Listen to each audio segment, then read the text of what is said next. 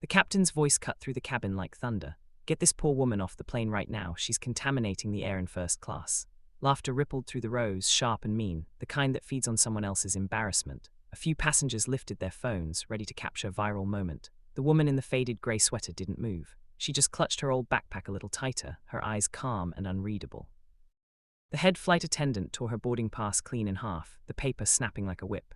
Your place is the terminal, not the sky, she sneered. The woman didn't reply. She was pushed down the stairs into the cold air, laughter following her all the way out. Inside, the PA crackled. Apologies for the inconvenience. The situation has been resolved. Hours later, at Orion Air headquarters, chaos rattled a glass-walled boardroom. Phones rang, executives shouted, and a giant screen flashed non-stop headlines. The video of the flight had gone viral, unavoidable, humiliating. When the door finally opened, the same poor woman they'd kicked off the plane stepped inside. Gone were the worn sneakers and sweater. Now she wore a black tailored suit, a small silver pin glinting on her lapel. Every head turned as she dropped her bag on the table. "Good morning," she said, voice even but cold. "I'm Lysandra Vale, chairwoman of Vale Arrow Holdings." Behind her, the display shifted to a headline that made the blood drain from the CEO's face. Vale Holdings reconsiders Orion Air acquisition. Earlier that day, Lysandra had walked away from the plane without looking back. The laughter still echoed, but she didn't flinch. Her sneakers squeaked against the concrete as she crossed the tarmac. A man leaned out of the plane window and called, "Better luck next time, sweetheart." The crowd inside howled. She kept walking, silent, unbothered. She'd learned long ago that silence was power. Inside the terminal, the air smelled of coffee and jet fuel. At the counter, a group of businessmen eyed her frayed sleeves. "Bet she's here to clean the floors," one snickered. Lysandra ignored them, bought a black coffee and sat by the window. A little boy nearby dropped his toy plane. She bent down, picked it up, and handed it back. His mother offered a polite smile that didn't reach her eyes. Lysandra returned it anyway, then turned her gaze toward the runway where the sky shimmered silver. Her phone buzzed. A message from her assistant, Claire. "They're freaking out at HQ. You good?" Lysandra typed back, "I'm fine. Let them sweat." This had all been her plan. The old clothes, the economy-style backpack, the first-class seat booked under an assistant's name. It was an undercover test. She wanted to see how Orion treated a passenger who looked ordinary. And now she had her answer.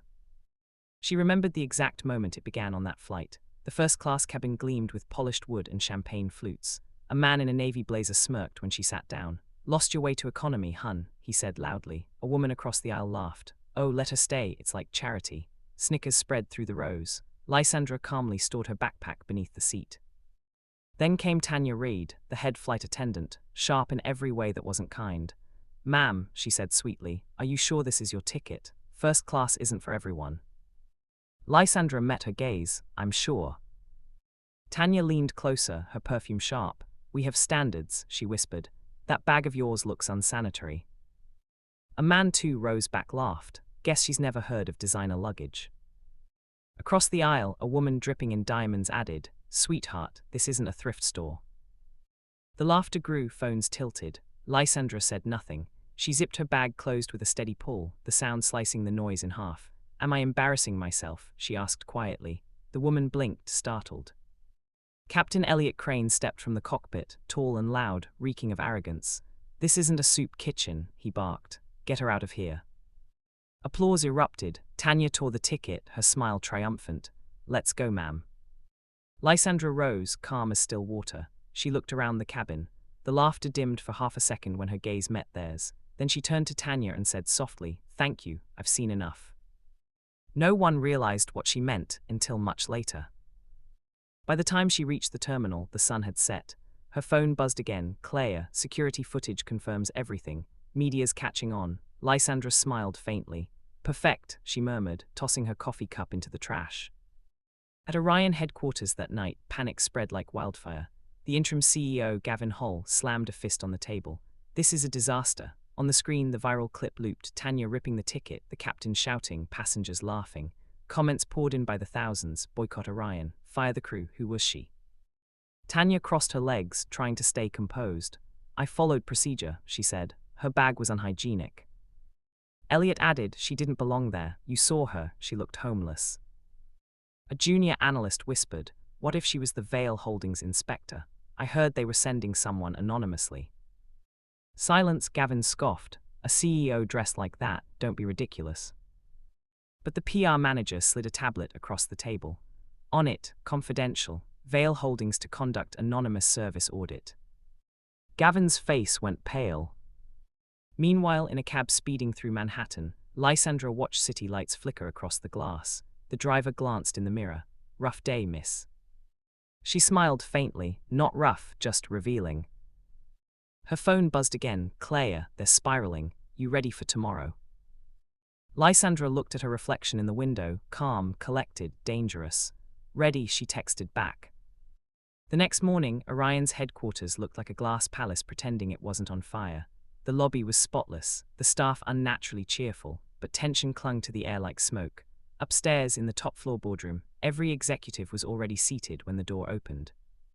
Lysandra walked in quietly, a storm wrapped in elegance. Gone was the worn sweater. Now she wore a tailored charcoal vest, her hair slicked back, no jewelry, no pretense, just precision. She carried the same battered backpack and set it gently on the conference table. The silence that followed was heavy enough to crush words. Gavin Hull, the interim CEO, stood so fast his chair scraped the floor. "Ms. Vale, it's an honor to have you here," he stammered. "Please take a seat, coffee." Lysandra's eyes flicked across the room, calm but cutting. Tanya sat stiffly, makeup flawless but hands trembling in her lap. Captain Elliot tried to look confident, but the pulse beating at his temple betrayed him. "I'm not here for coffee," Lysandra said, her voice smooth and low. "I'm here to decide whether your airline deserves to continue existing under my company's name." No one moved.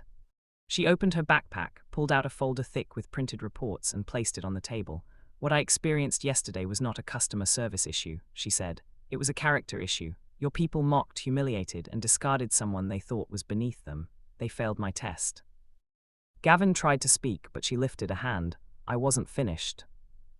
Her words landed like cold steel. "You judged me by my clothes, by a backpack, by an assumption. And you didn't just make a mistake, you made it viral. In the past 12 hours, Orion has lost $82 million in stock value. That number's still climbing."